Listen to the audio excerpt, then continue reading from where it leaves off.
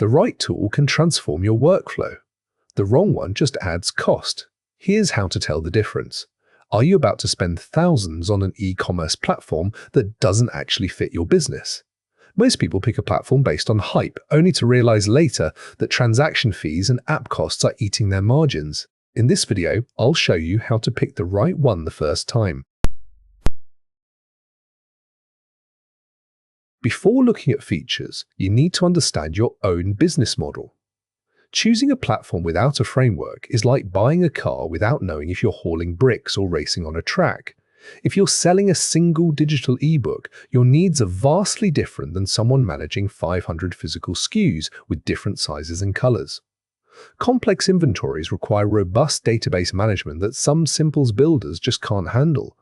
Always check how a platform handles product variants before you sign up, or you'll end up with a disorganized mess. Be honest about whether you want to be a developer or a merchant.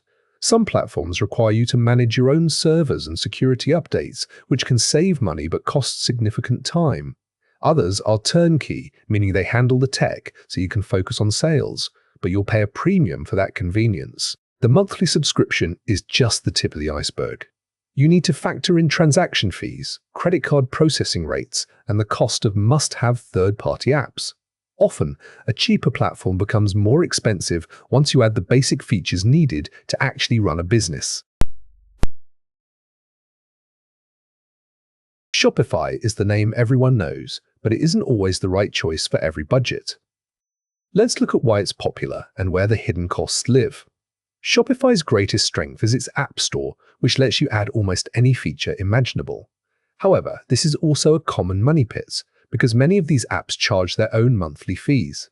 A store that starts at $30 a month can quickly balloon to $300 once you add email marketing, reviews, and loyalty programs once you add email marketing came. To get the most out of Shopify, you generally have to use their internal payment processor. If you want to use an external gateway, Shopify often charges an additional transaction fee on top of what the gateway charges. This is a major red flag for businesses that already have established high-volume merchant accounts elsewhere. Shopify uses a proprietary language called Liquid, which means you can't just drop in standard HTML or CSS as easily as other platforms. While their online store 2's update made things easier for non-coders, deep customization usually requires hiring a specialized Shopify developer. This is a significant cost to consider if you want a truly unique design. If you want total control and lower monthly overhead, WooCommerce is the top contender, but it comes with a different kind of price tag. WooCommerce is a free plugin for WordPress, but you're responsible for finding your own web hosting. This means you have to manage your own SSL certificates, site backups, and server performance.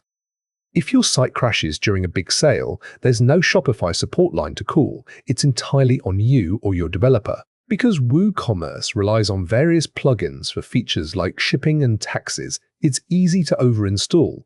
Too many plugins can slow down your site significantly, which hurts your SEO and conversion rates.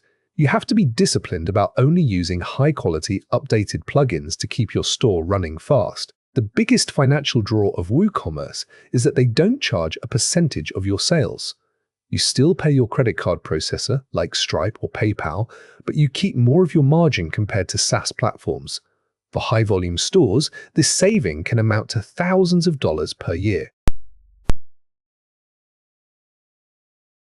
Sometimes the big two aren't the right fit. Let's look at platforms that prioritize built-in features and multi-channel selling. BigCommerce is known for having more features out of the box than Shopify. This means you might not need as many paid third-party apps for things like product reviews or currency conversion.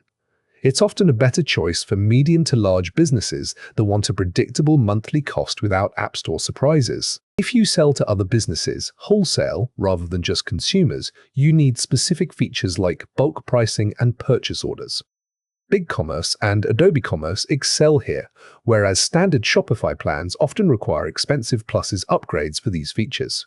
Always look for native B2B support if you plan to sell in bulk. Selling on your own site is great, but many merchants also sell on Amazon, eBay, and TikTok.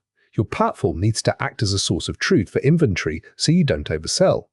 Look for platforms with deep, native integrations for these marketplaces to avoid manual data entry errors. The most expensive mistake you can make is picking a platform you outgrow in 6 months.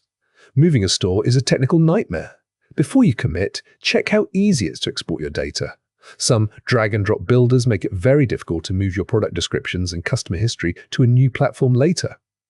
If you can't export a clean CSV file of your data, you're essentially locked into that provider forever. When you change platforms, your URL structures often change, which can destroy your Google rankings if not handled correctly. You need a platform that allows for easy 301 redirects to tell search engines where your page is moved. Losing your organic traffic during a migration is a cost most small businesses can't afford. Some platforms have success taxes, where they move you to a much more expensive tier once you hit a certain revenue threshold. For example, BigCommerce automatically upgrades your plan as your sales grow. This isn't necessarily bad, but you need to model these costs into your 5-year growth plan so you are blindsided. Choosing an e-commerce platform is a long-term business decision, not just a software purchase. The big idea is to look past the flashy templates and understand your total costs, technical capabilities, and growth plans. Don't rush into a subscription until you've mapped out your must-have features and calculated the true transaction costs. If this comparison helped you narrow down your choices, like and subscribe for more practical guides. For more detailed software cost breakdowns, head over to Save Money with Software to help you choose the right tools with more confidence. If this helped, like the video and comment with the next tool category to review.